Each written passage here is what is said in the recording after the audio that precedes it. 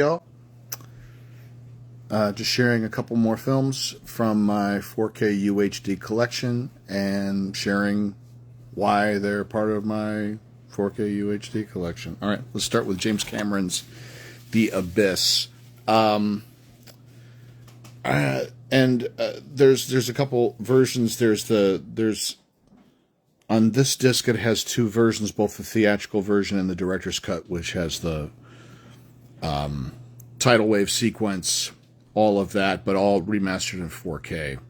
I've had this movie in various incarnations, from the DVD, I had the extended cut Laserdisc, the Blu-ray, and finally they released the 4K, I want to say 2 years ago.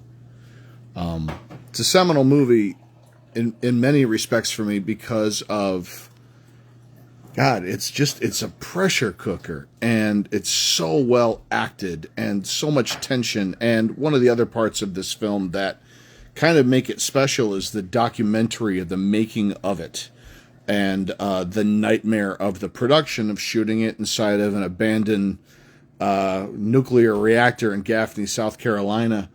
And it's so wonderfly tense and then terribly uneven, and I'm not a fan of the ending, but I don't know how to fix the ending.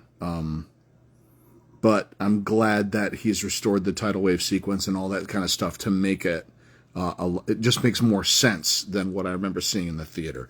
But The Abyss is just one of those perfectly imperfect films that really stands the test of time and is a wonderful exploration of tension and the underpinnings of a relationship falling apart and trying to restore. It's a terrific picture. And if you haven't seen The Abyss, highly recommend. It's beautiful, and, you know, one of the few James Cameron pictures that's, aside from Titanic, that's not really tied to any kind of franchise. It stands alone, and that part of it's really satisfying. Raul Julia, Angelica Houston, Christopher Lloyd, Christina Ricci, the Addams Family. I'm going to get Addams Family values at some point as well. I really love what Barry Sonnenfeld did with these films. It's one of those comedies that ascends beyond the source material, and even something as simple as the lighting on Angelica Houston's eyes. Whenever we're watching that film, we just scream in horror. It's not in horror. It's just hilarious. Raul Julia's energy throughout. It's such a blast. I remember seeing this film when I was out here originally in Los Angeles in 1991 in the fall, and I saw it in Westwood, back at the Bruin Theater. It was playing on the big screen. I had been down there a couple weeks prior and saw the opening night screening of the movie Ricochet with Denzel Washington and John Lithgow and Ice-T, and I was so nervous that I was going to see Ice-T in person. Hey, John, good to see you. Thanks for popping in. Addams Family is movie recommendation number 2 that I have.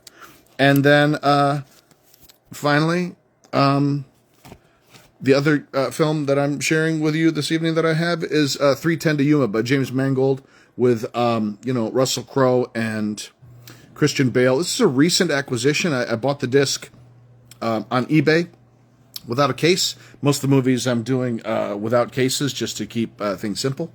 But Mangold is such a fantastic director. I show a little bit later on. He also did, Ford v Ferrari, and of course, Indiana Jones and the Dial of Destiny. So many great pictures. But this is an outstanding Western, a great remake, and I just loved everybody involved in making this picture. What's up, DB?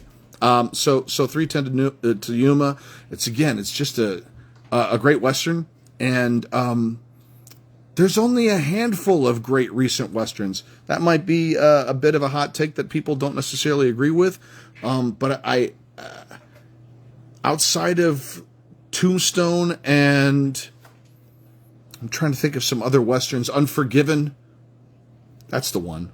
Sherry just co-signed. But 3:10 to Yuma ain't bad, and it's really well done. So anyway, so that earned its way into my collection as well.